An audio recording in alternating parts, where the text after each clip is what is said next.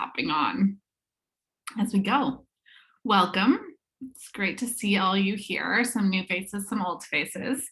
I'm Dr. Chelsea Haig, and today we're talking about what to do instead of discipline.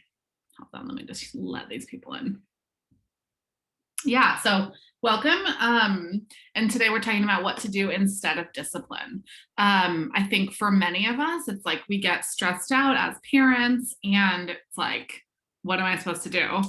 Because my child is really not responding to all of the positive techniques. Tried everything, and now what am I supposed to do? And that's what we're going to talk about today.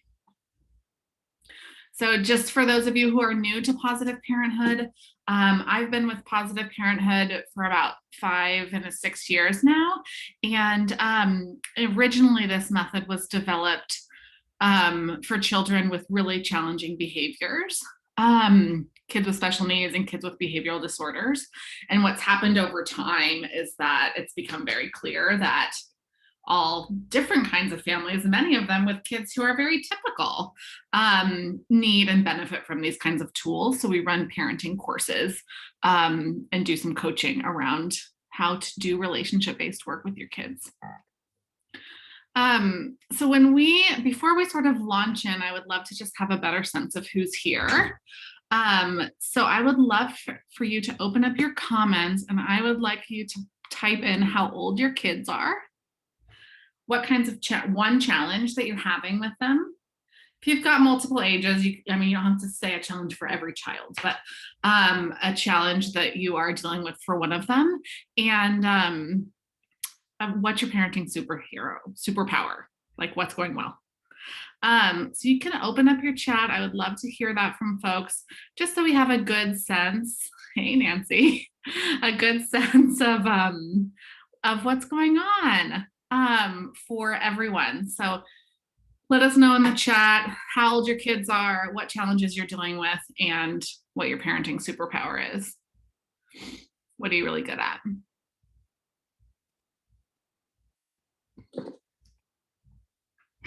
Just press send as soon as you type it.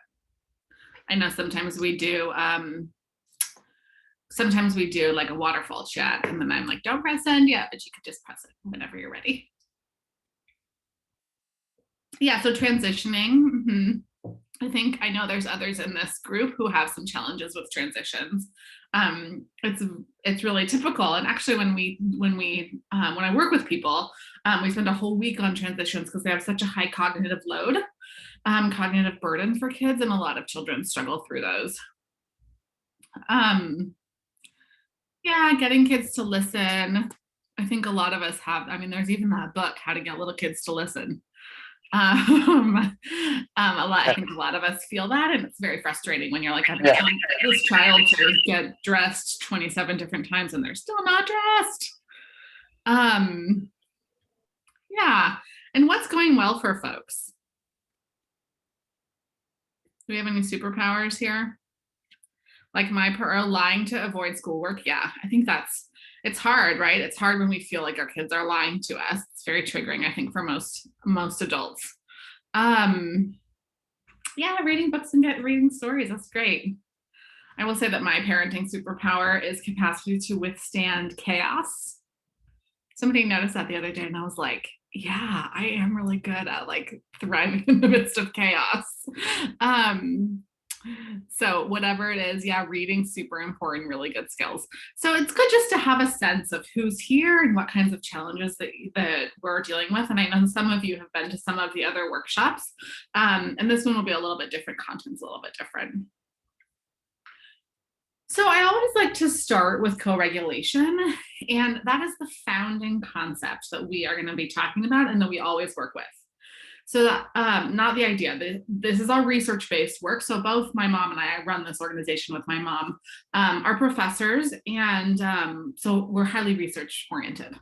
And so when you think about regulation, you've probably heard like well-regulated, or maybe well-organized, or dysregulated, or disorganized, right? Being well-regulated is having flexibility with stability. It's like being rooted like an oak tree. You can be regulated, your child can be well regulated, and you both can be dysregulated, right?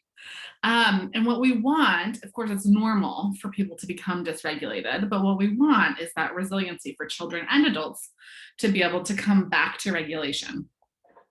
So when we think about parenting and regulation, you probably all know that you're intimately connected to your children and you are, in fact, co-regulating with them. So what that means is that when your child comes into contact with you, if you regardless of the feeling that you bring to the interaction, you they're going to take it on. They're going to feel it. And you'll notice, I think this is a pretty tricky concept for many parents to grasp when it's negative co-regulation. So positive co-regulation, you can think about times when when your babies were learning how to walk, like if you remember back to that time, and you are cheering them on and they get a big smile and you're cheering and cheering, right? You're co-regulating.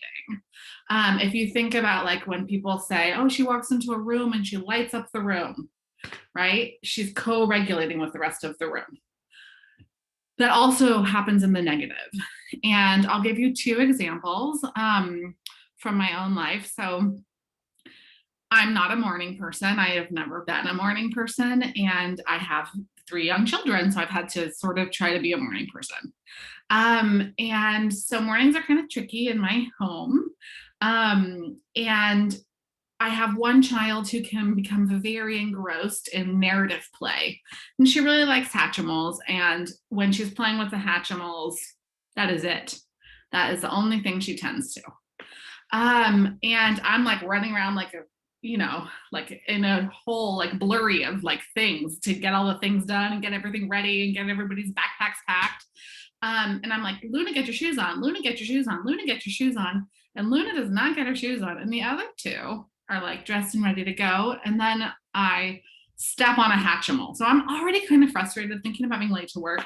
And I step on a Hatchimal. And if your kids play with Hatchimals, you know that Hatchimals are spiky little creatures. Right? So now I'm mad, right? I am dysregulated because I just got hurt. And I bend down and I'm like, Luna, get your shoes on. And she gets mad and starts to cry, throws the Hatchimals. And now we're in a state of negative co-regulation, right? And so part of it is my child she was perfectly regulated there with the Hatchimals. I was the dysregulated one, and I brought that dysregulation into her world. And it wasn't, I didn't hurt her. I didn't really yell at her. But I had some tone in my voice, and that impacted her behavior. And we had a crappy morning. I had to carry her out to the car, et cetera, et cetera. I'm sure you can all imagine.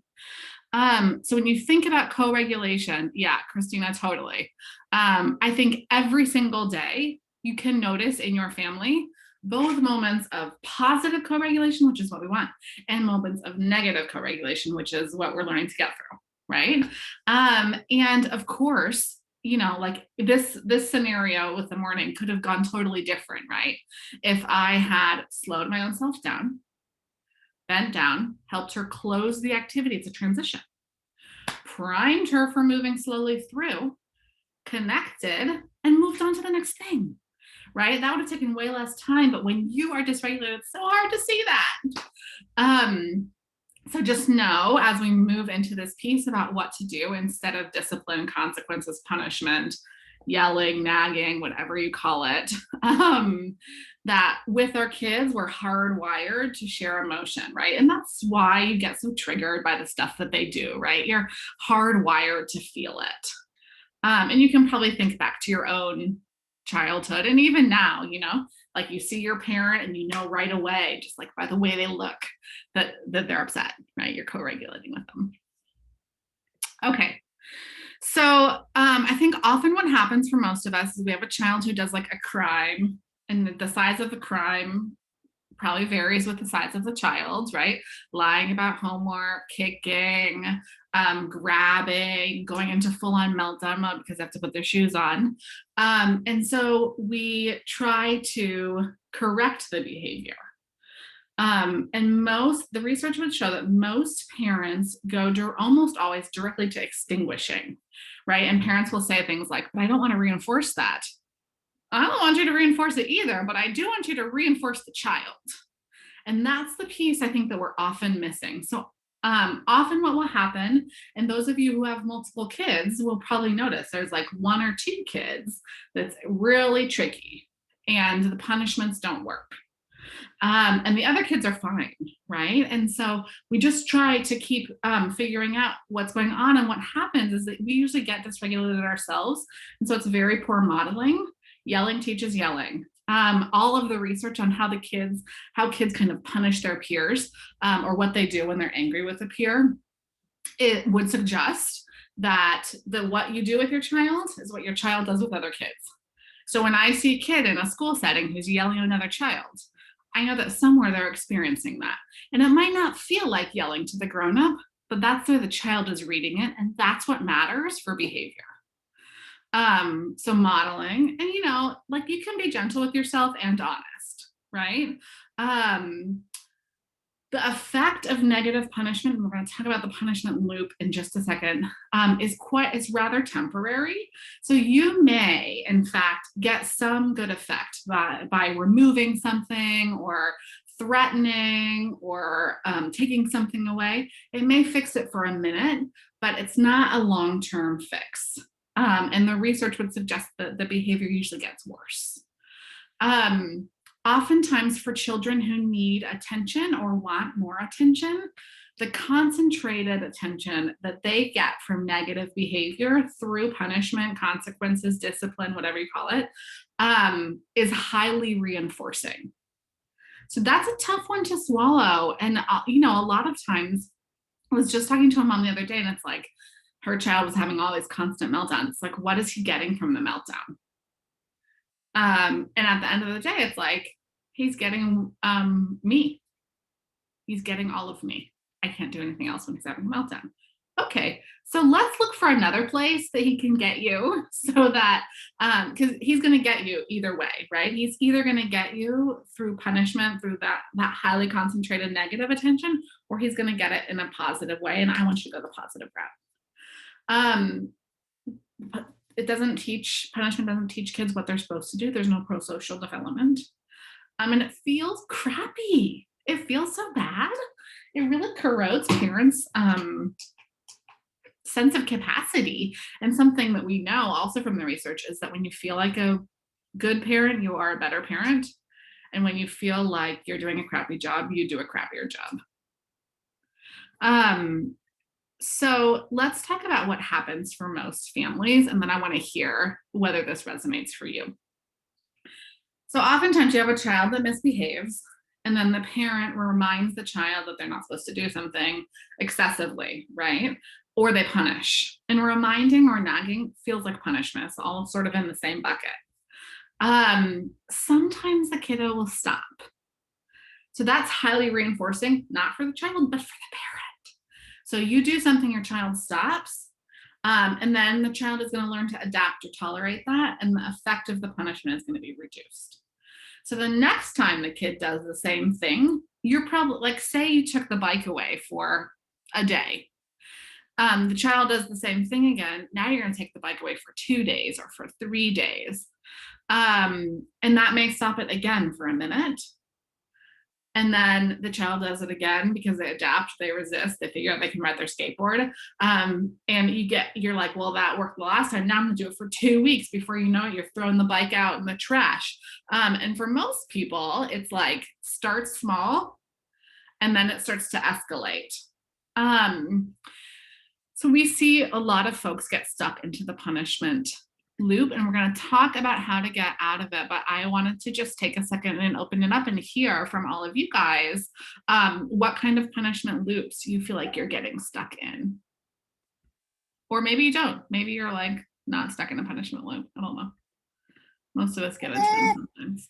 I think definitely the reminding excessively, like nagging, like if she's not eating her lunch, we just did this actually, she's not eating her chicken, then my husband's like, eat your chicken, and it's like kind of not getting us anywhere. Yeah. Totally. It doesn't. And it's so unfortunate, because the more times that you tell her to eat her chicken or put her shoes on or clean up her room, the less likely she becomes to do it. Right? What about others? I think that's a great example.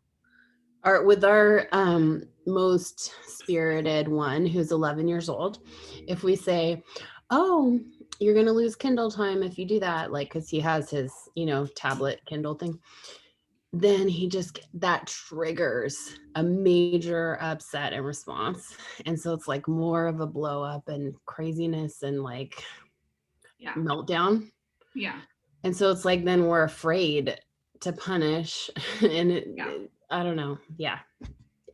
Yeah, I mean, I think that that's true, right? So kids, when things are perceived as a threat, kids are more likely to have, to have the part of their brain that is the fight or flight active, become activated. And then you see really big blow-ups. And so for a child, if we can talk about this in a bit, but for a child who's older like that, if the thing that has happened is something that requires a consequence and it's screen related, then the consequence may be screen time is done. And sometimes the first time you do that, there's a big upset. But I think oftentimes what happens is we're like, you can't have your Kindle, no more iPad, whatever, and it's perceived as a threat and it's not tied to the action. And I don't know if that's the situation with your guy in this particular instance or not. But expecting that the first time that you make a shift, there's going to be some bigger behavior, and done well, it will reduce over time. Okay, I forgot to adjust this slide. Sorry, it says adjust praise to your child. Also do that. Okay, so kids don't reflect on misdeeds. So when we take them into their rooms or we send them away, we're breaking that co-regulation cycle. And the focus is usually on the adult poor behavior. Oftentimes grown-ups will say, they mistake a child's crying or I'm sorry or whatever kind of behavior as remorse. And it's not really remorse for the action. It's almost always trying to get out of the punishment, right? Then they're responding to the adult anger as opposed to responding to taking a toy from a sibling or not doing homework or whatever. And I want to be more focused on what happened and on the fact that it's going to get easier. So a lot of reminders, a lot of nagging, a lot of punishment doesn't actually result in pro-social or moral development. So pro-social is just knowing what to do. When I sit down for my meal, I'm going to eat my chicken. Or when I have homework, I'm going to, I know that I do it before I have Kindle time or whatever. Moral development really starts in adolescence. And so before that, it's like modeling, practicing, and nurturing a sense of being a helper. And when you experience a lot of negative punishment, reminders, nagging, that's really disrupted. So we're really looking for that pro-social development and the moral development. And I'm going to give you 3 structures that you can use to facilitate that. And the first one is positive opposites. So most of you have pretty small children. And most of us use a lot of no, not, and don't in our language. And I want you to make a shift there. So especially if you have a child who's under 3.5 or so, or 3, 2.5, 3, I want you to really get no, not, and don't out of your language. Also, if you have an older child who's struggling, I also want you to get no, not, and don't out of your language. The problem with no, not, and don't is, there's multiple problems. One problem is it's a pretty advanced concept and it doesn't actually develop till 2.5 or 3.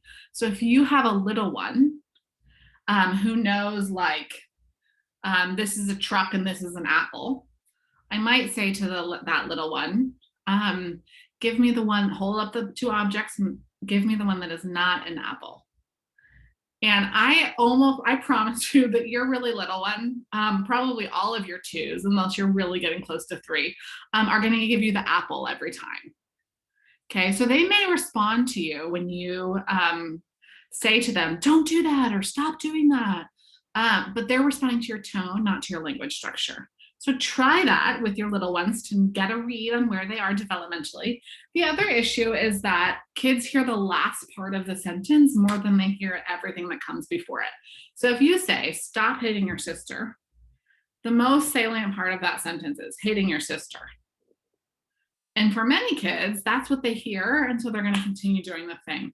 So a positive opposite is going to give you pro-social development. It's going to be totally clear. There's no question. Like if I can't hit her, can I kick her? Can I pinch her? Can I push her? And it feels a lot better. It feels a lot better for kids and it feels a lot better for adults. When you give a positive opposite, I'm going to only give it 2 times. So I'm going to give it the first time in a super calm, regulated voice. And then the second time, I'm also going to give it, but I'm going to help the child do the thing. So if the rule is you have to put your shoes on or you have to eat, you have to eat your chicken or whatever, I'm going to make sure chicken's a little dicey when I probably wouldn't make too big a deal out of the food thing. But, I'm going to say like, okay, we're going to put your shoes. Yeah, it's time to put shoes on. And then the second time, I'm going to help her do it. Right. Because what I don't want is to get into a pattern where I'm telling a child a bunch of times to do something and they learn to not listen. They learn to tune me out. And that is what happens to a lot of our kids when they experience a lot of nagging or repeating. And most adults are like highly verbal, right? And so you want to do that. It doesn't work very well though, does it? So first thing that I want you to try for the rest of the day today is getting no, not, and don't out of your language, and just notice what happens to you and what happens to your child. Sometimes it feels kind of weird to say, keep your hands on your own body, or water stays in the tub, or plates stay on the table. But even notice, like when I say that, it's like I smile. It feels so different than stop throwing your plate on the floor. Right? There's a real different feeling, and we're going for the feeling because the quality of the feeling in the home is what's going to allow your child to cooperate more or give you sort of the best shot. They'll still be upsets because they're children, and some children will have more than others. Curious before we go on to the 3 yeses and joining the feeling, what comes up for you when we talk about positive opposites like that?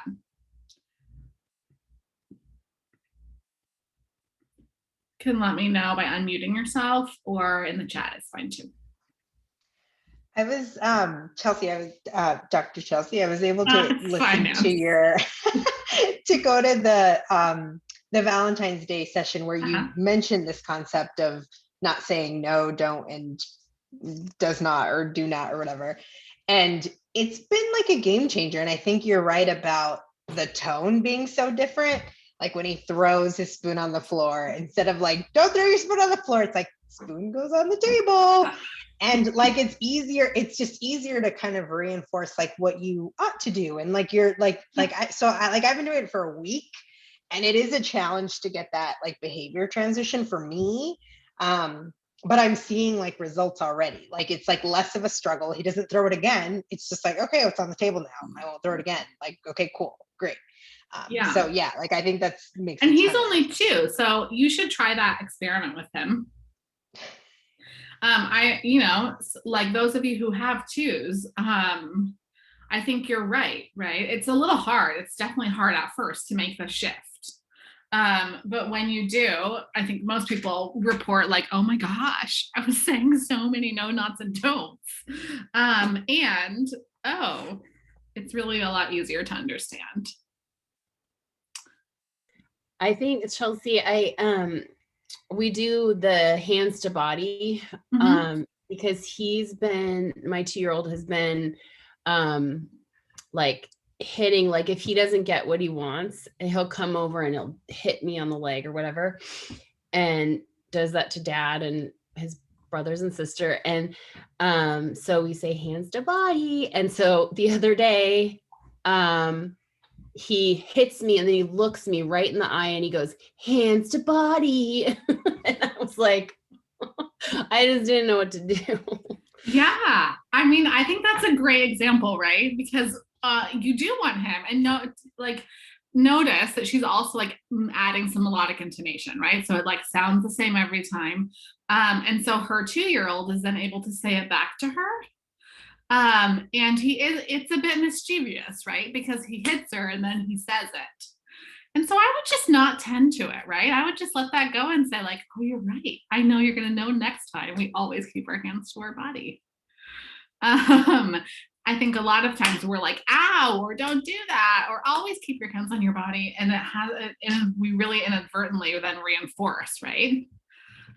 What's happening. So that's a great example of how you can reinforce the child without reinforcing the behavior.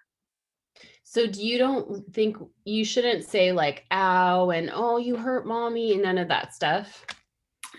So I think sometimes there can be a moment to say like, oh, that really hurt.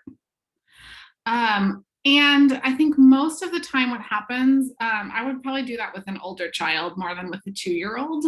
Most of the time what happens is that like there's like some big reaction, right? And I think the best example of this is like a child that bites. So parent gets bitten, and it's hard not to have a big reaction if you get bitten because it really hurts more than maybe like getting hit by a 2-year-old. And then there's a big reaction. And so then that reaction becomes really reinforcing. And so you can if a child hits you or bites you, I would push into them, right, as my reaction. And I would try to quiet my own voice. And then I would just give the pro-social. You're right. We always do hands on our own body. So he knows it because he just said it to you, right? So I think especially in those kinds of moments where kids are playing with language, and playing with like what the boundary is, I want to reinforce him for saying it and give no attention to the other piece. So I think there's a couple of you you can do this, those of you who have littles too. So I think one thing that we really want to think about is how you're joining the feeling. So when things are hard, I want your kids to come into relationship with you. So this is the best argument for not putting a child in timeout or in their room when they misbehave. When you do that, you break the connection, and I want them to come into connection with you. And that doesn't mean you have to fix it, right? So if something happens, say you have a child who's looking for a stuffy and you can't find the stuffy, and the child is in like 100% meltdown mode because they can't find the stuffy. I'm not going to say like, oh, we'll get you a new stuffy, or here's a different stuffy, or you have so many stuffies, can you just pick up a different one? I'm not going to fix it, whether my child is 2 or 12. More important to not fix for the 12-year-old, but also for the 2-year-old. I might teach them resignation, like, oh, that is so hard. We can't find that stuffy. What will we do? But I'm not gonna offer. You might say like, I don't know. What do you think we should do? An example of this is that yesterday I took my children to go swimming, and I messed up the reservation. So we got there and we could not go swimming. And they were very upset. We had made a big deal about like going swimming and it's gonna be so fun and like la, and then we get there and we can't go swimming. So there's no way that I can fix it. There's no other pools because we're in a pandemic, right? And so I could get, one option is like, now I'm gonna get really frustrated because you're like having a meltdown for 20 minutes about how we can't go swimming and I can't do anything about it. And the other option is like, you really wanted to go swimming. It's really tricky. And then you're in the feeling with them, and you can use the 3 yeses to facilitate that. So what the 3 yeses are, and you can do this with a 2-year-old or with a big kid, or with an adult that you're in an argument with, are like, here are 3 questions that I'm going to ask you from your perspective, to which you can answer yes. So you're acknowledging that your child is having some feelings. You're giving them a structure. And you're helping them feel felt. Okay, so you're not fixing it, you're just helping them feel felt, and it's the felt feeling that's going to enable them to cooperate. So what's interesting about that is it has to really be from the child's perspective. So if you think about me with the kids at the pool yesterday, I was also like, I needed someone to do the 3 yeses to me. Okay. Of course, that was not going to happen. So it's like, okay, so what can I say to them that is going to help them feel felt? And then after that, I'm going to move into probably humor and making another plan. So it's like, you really wanted to go swimming. We were so excited. We got our goggles. Oof. You can't believe this is happening. And you're going to know if it's the right thing because your child will nod, or they're going to tell you no, in which case you get to try again. And it's like, you don't want to do anything except for go swimming. We went to the beach and then to pizza takeout. So they were fine, right? But we did have, there was a period in which we had to move through this. And I think using the 3 yeses, so you get the increased cooperation, you get the feeling of felt, and then it's like, can you believe mommy did that? What should we do? And then there's some space. What do you think we should do? So it's like, I'm going to help you become a problem solver so that you can deal with this. And those are, you don't need extraordinary moments or even going to the pool moments to do this. You can do this like when you're making breakfast or putting your shoes on. Probably I wouldn't do it while you're putting your shoes on, but you could definitely do it while you're making breakfast. Okay. So sometimes people will say, okay, I would do the 3 yeses, but my child isn't too much of an upset. So this is like the most advanced parenting technique, right? And I'm gonna, after I share this with you, I'll open it up and we can have a conversation about using these tools with your own kids. But if you have a child who is in a major meltdown, I don't want you to use so much language as you would if you were going to do the 3 yeses. So in that example I gave with the 3 yeses, it's a lot of words, probably too many words for a child who's in a lot of upset. So when a child is in like a major meltdown, and a major meltdown could look like kicking, hitting, flailing, throwing. It could also look like just super disengagement, right? Lying on the floor, refusing to do something. When that happens, I'm going to try to go for as little language as possible, because a kid who's in that kind of upset doesn't have access to their prefrontal cortex, which is where language lives. And so it's like you're trying to say something and it's not getting in. And so I'm just going to go for the connection. Now this is tricky because you have to be perfectly regulated, and you can think about your child in an upset as going through a tunnel. So it's like the child is in the tunnel. It's super dark in the tunnel. They don't know when the tunnel is going to end. So you as the adult are going to move them into a place where they can go through the tunnel, and then you're just going to wait, right? So it means you're settling in quietly. It means you're not going to ask them if they're ready. I'm sure many of you have had the experience where you have a child in major upset and then they sort of start to quiet down and you're like, are you ready? And then it gets way worse. So we're not going to, they're going to do the re-engagement where I'm not even going to give like a sidelong glance. And I'm going to allow the child to re-engage. Now, when the child re-engages, I'm not about to teach them a lesson about why they shouldn't do that.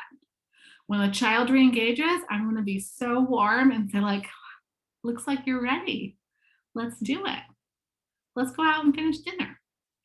So I will tell you a little story about I'll wait in the way that it can and cannot work. So I don't even remember what this upset was about, but when one of my daughters was about, she probably was 4, she had such a big meltdown at dinner time that I took her into the bedroom, into our bedroom in the middle of dinner. And she was screaming her head off. And it was very clearly an all wait kind of moment. She was really upset. So I take her out and I get her into a space. You can take them into a room, or you can just use your body to make the space so that they're a little bit contained. And I said, I'll wait. Okay. I was really trying to make this work. And she was sort of decreasing her tantrum, but I was also pretty emotionally involved. I like carried her out of the room. I was like so frustrated, probably hungry. And I was really trying to hold it together, but she was not calming down. And I will tell you that I had to call my mother to come and sit with her. And she did. So I had been in that bedroom with her probably for 30 minutes.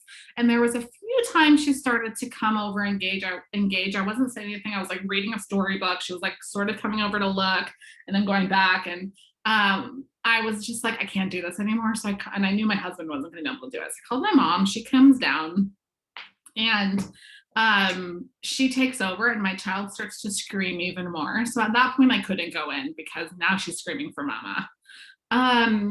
And I swear to you that they were only in there for like maybe 7 minutes. And then they come out and she's like smiling, like perfectly regulated, right? And what she did, like, she didn't have the emotional engagement to this event, right? She hadn't been at the dinner table when all this went down. And so she was able to release that for her and literally just wait. And this child could feel that. Now that child is a child who really needs to feel felt. So when she came over, she was like, you ready to go? And the Sienna was like, I'm ready. And there they go out to the dinner table. So that last piece is really important. Like, as opposed to, when we're at the dinner table, you can't scream like that because everybody is trying to eat. It's just like, I see you're ready. I know it's going to get easier. And then I'm going to go back and give her the positive opposite, which is like, let's go to the dinner table and we're going to all use our quiet voices, right? It's like, okay, it's going to get easier. And then I'm not going to say anything else about the upset, right? So I'll wait will only work in the context of a program of very positive supports. If you do I'll wait and your child doesn't have enough positive supports, and some of you have kids who need more positive supports than others. That's just how it is. Your child needs a lot of praise and a lot of your presence in order to do that kind of extinguishing, I'll wait, maybe about 3% of the time. The other 97% needs to be praise and presence and melodic intonation and positive opposites. And for praise to be to be effective, it has to be so much, you guys, like so much praise. It should be like 100 times a day at least. That's probably not enough. I had somebody the other day say to me, so is like 7 to 9 times enough? And it's like, oh no, that's like not even enough for an hour. Your kids really need to feel you, right? And so that you don't have to be like, good job this, good job that, good job, good job, good job, good job. And it doesn't have to be empty. You don't have to create things, but you have to be present enough to notice what is happening for your child. So that praise should be very frequent, should be specific. So praise exactly what they're doing as opposed to praising sort of qualities, right? So instead of like, you're such a good girl or you're the fastest runner, I might say, wow, you got your shoes on. Or I see you running. Wow, you're going really fast. I see you really working on it. You want to seal it with touch. So play with that for your particular child to see what works for them. And then you want it to be immediate and in close physical proximity. So that's like arm's distance, 2 seconds, right? So you're trying to touch them, which means that you have to sort of be in it. So I would suggest, like, for this hour, for this 10 minutes, for this activity, I'm going to do heavy praise. And then the last piece is effusive and authentic.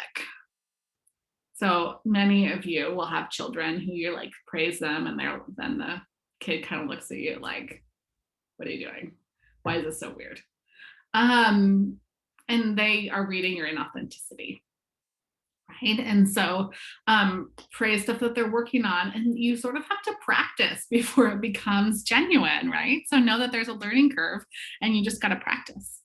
Now, some kids really like big praise, and some kids, you give them big praise and they're like, they shrink back into themselves. So for those kids, you can go for softly effusive, like even just like shiny eyes, like wow, is like enough for some kids. So play with that for your own particular child, but know that most kids hear so much more about what they're doing wrong than about what they're doing right.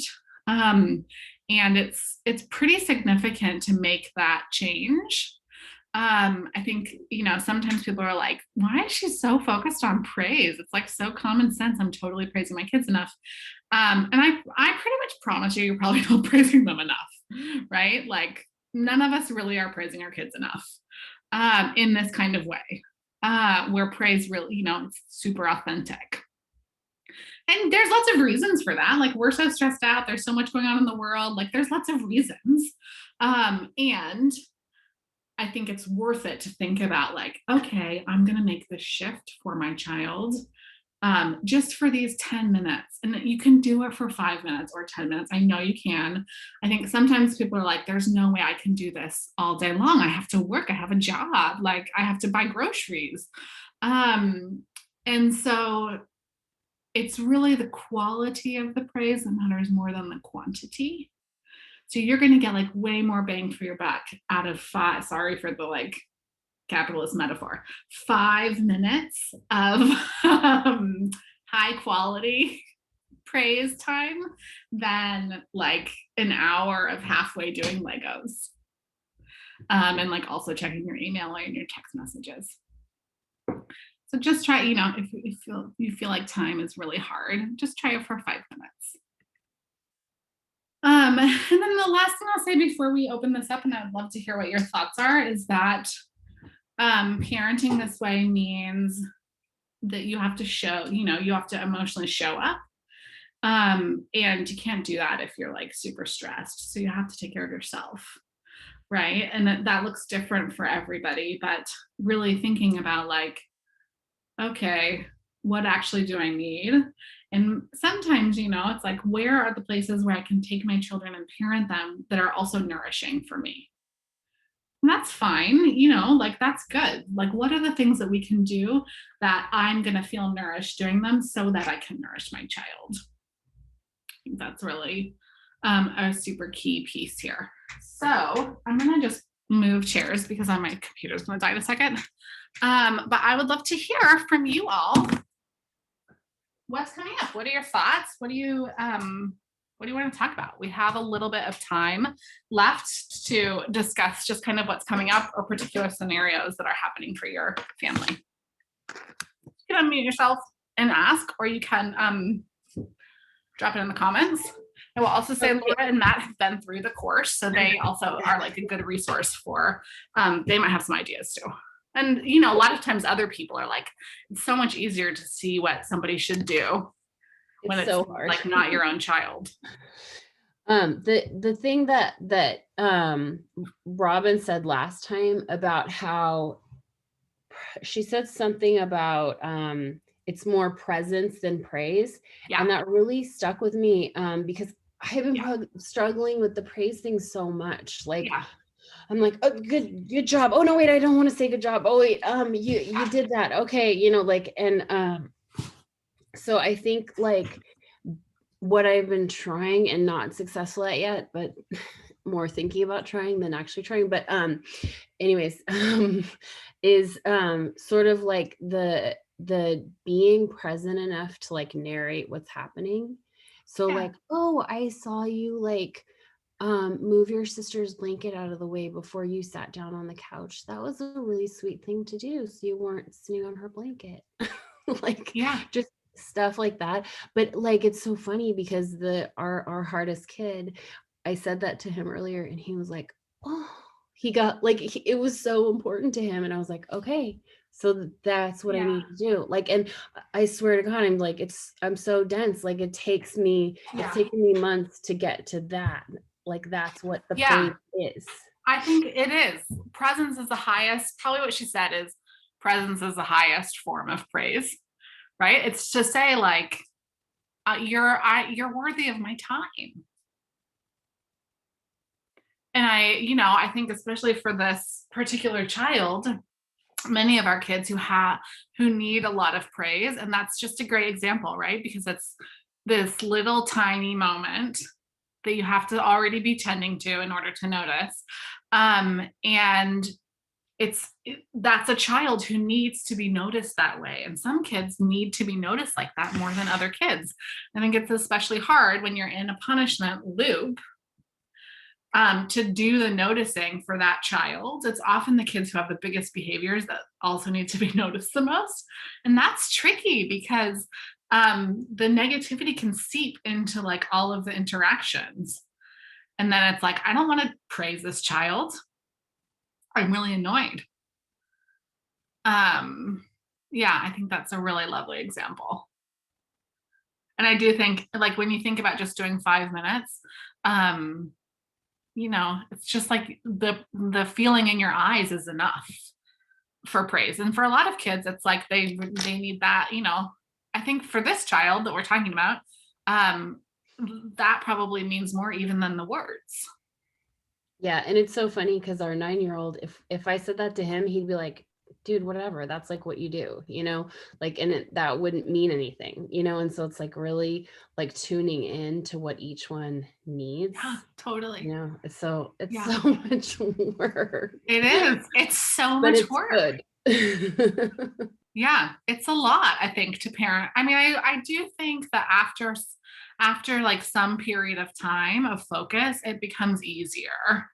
But I think most of these tools are pretty significantly different from how we were raised. I will even say that. Right? I mean, and I'm like doing this with my mom. What else is coming up for people? I have a question about and Laura, I will just say, I don't know you at all, but even when you shared that example, like I felt the love, like I even felt like, oh, that's so sweet. I want to hear that. So like, kudos. So the all waited out piece, what's coming to mind for me is, I don't know, like if you could say a little bit more about like the physical presence. So like an example would be, like my son is like in the living room playing with something and it's like time for dinner and like it's time to transition right to dinner, and I'll even prepare him, like I'll even say like, okay, there's a little bit more and we need to get ready for dinner and we're going to help dad like get the table ready, like so like I'm talking to him for 5 minutes before that transition is happening, but inevitably the transition happens. And sometimes it's like, cool, great, ready to go, and sometimes it's like meltdown, like I'm not ready. And so I'll like usually just be like, okay, I love you, but we got to go. And I'll usually leave the room. So like I'll do the like I'll wait by like leaving and kind of giving him space.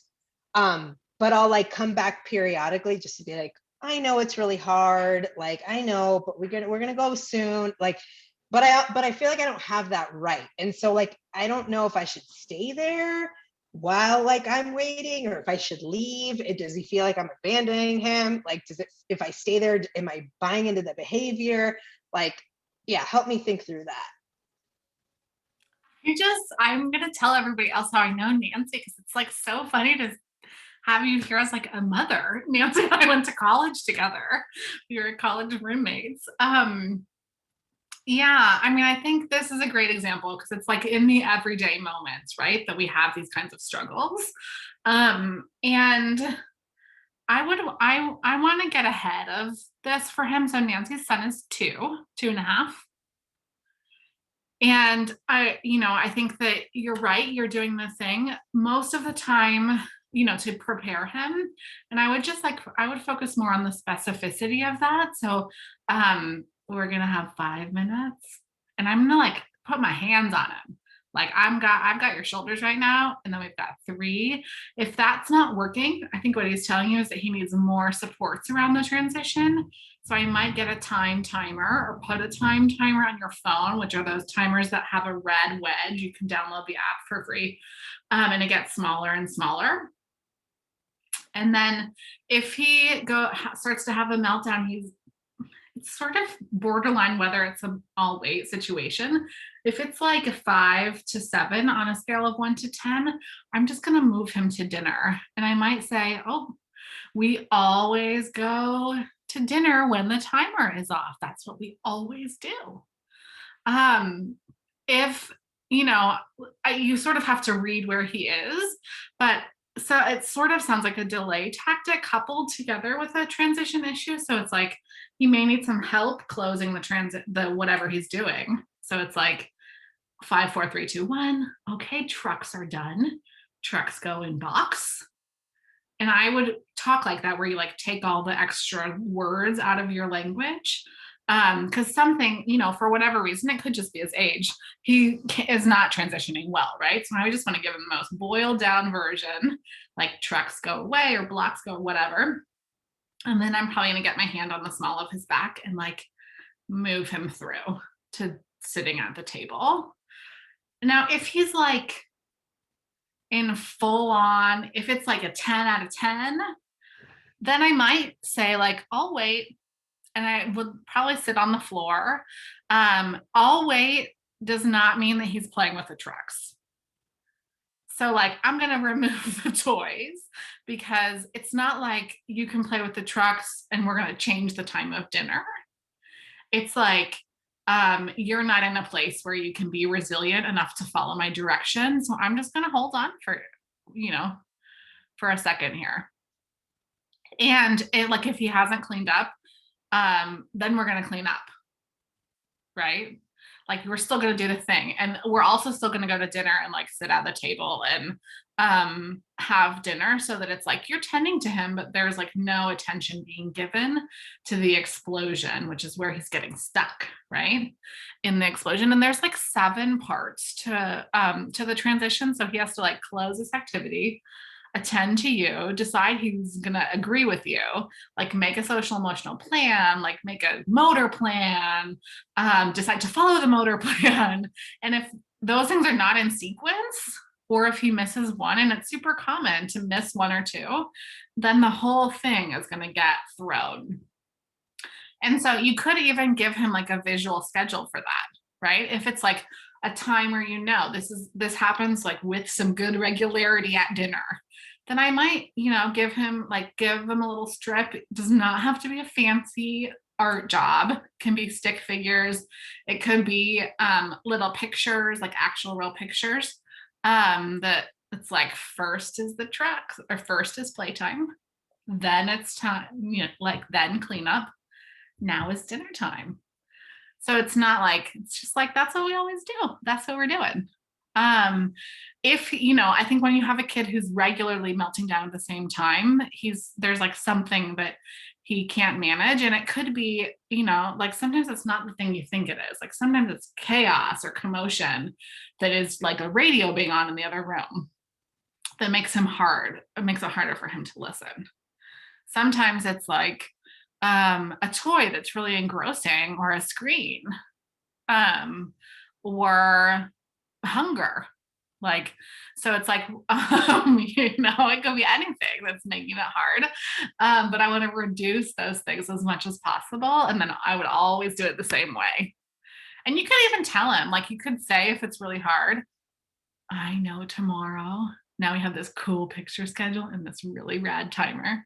Tomorrow you're going to get it. Some people will go like down the sticker chart route. And there are some good things about sticker charts. I find that mostly they don't work for families in the home, because for them to be effective, you have to be like so consistent. And it's just really hard to do that in like a home setting. You're not like a preschool. And so some people do that, but I would not probably. Thanks for sharing. I think there's maybe a comment. Let's open the chats. Oh yeah, it's Nancy. Great ideas.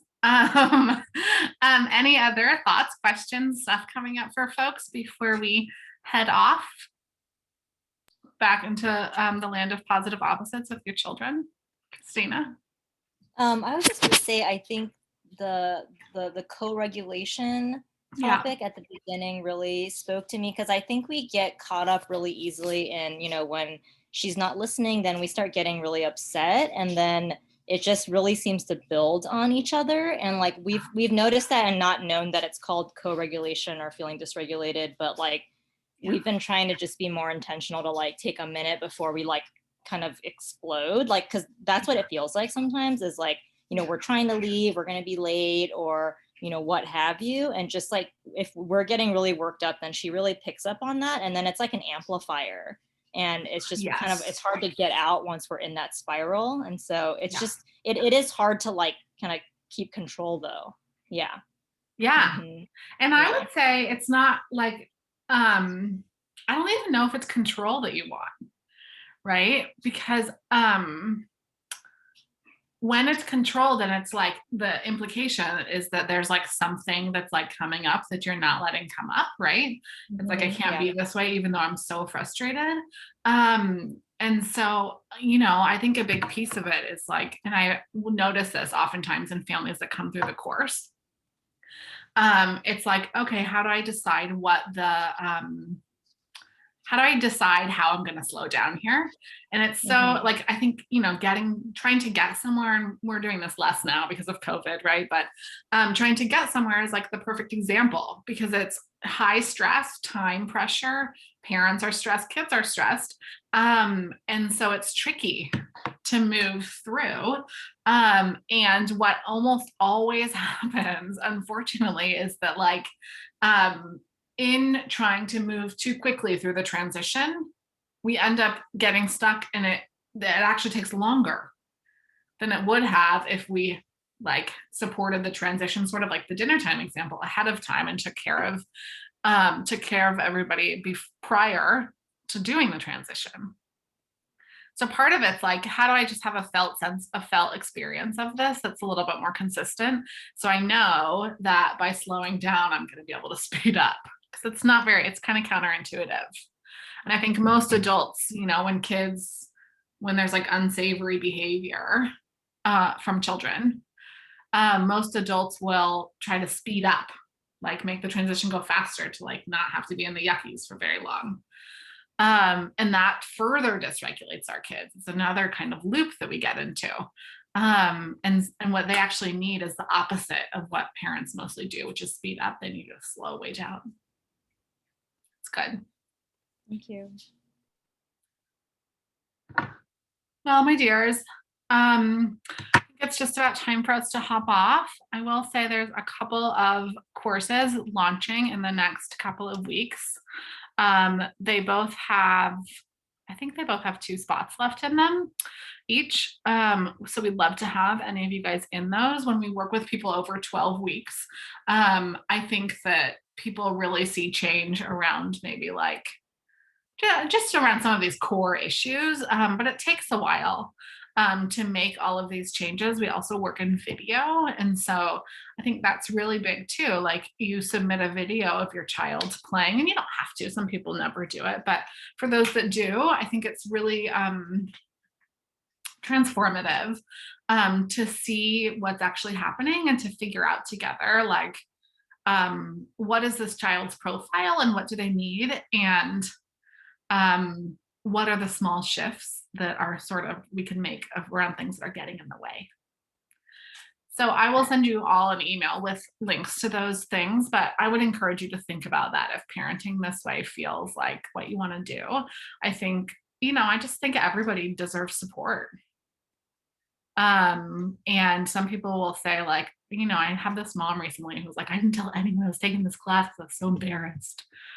And it's like, wow, it's so weird that like we just expect everybody to be able to get it right away.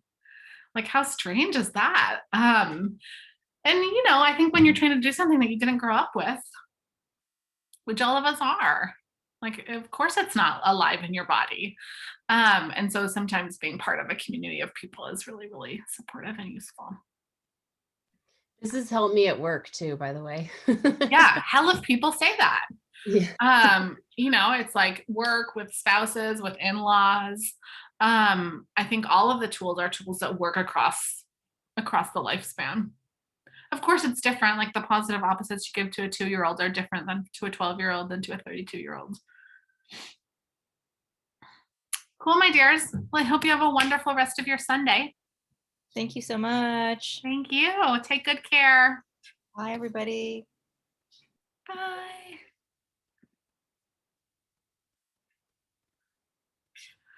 Being a human is hard. It's true.